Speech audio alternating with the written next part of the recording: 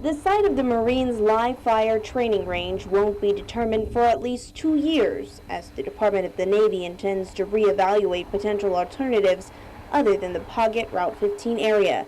The decision comes just a month before a judge in Hawaii was to hear arguments on the Navy's motion to dismiss the pending lawsuit filed against it by the Guam Preservation Trust, the National Trust for Historic Preservation, and We Are Guam. According to court documents, Joint Guam Program Office Director Joseph Ludovici states that the Navy intends to prepare a supplemental environmental impact statement on the proposed firing range. The decision came after the Navy completed an internal review process and determined that additional analysis under the National Environmental Policy Act is appropriate.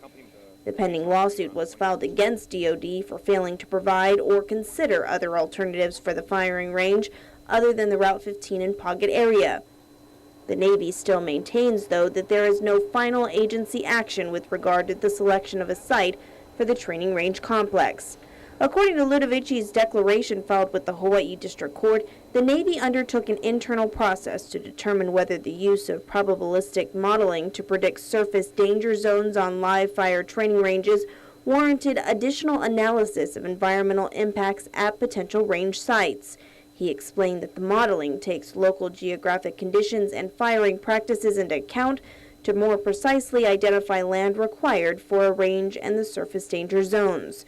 The supplemental EIS process is expected to begin in early 2012 with scoping of issues to first be addressed and then identifying the significant issues related to the proposed action.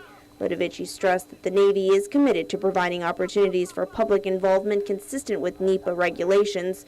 He added that the Navy will complete the SEIS before any final decision on the location of the training range is made.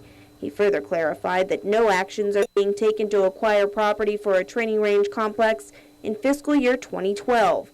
With the Navy's notice to conduct an SEIS, it's unclear whether Judge Leslie Kobayashi will proceed with the scheduled December 12th motion to dismiss or schedule a status hearing with the parties. Reporting for Guam's News Network, I'm Mindy Egan.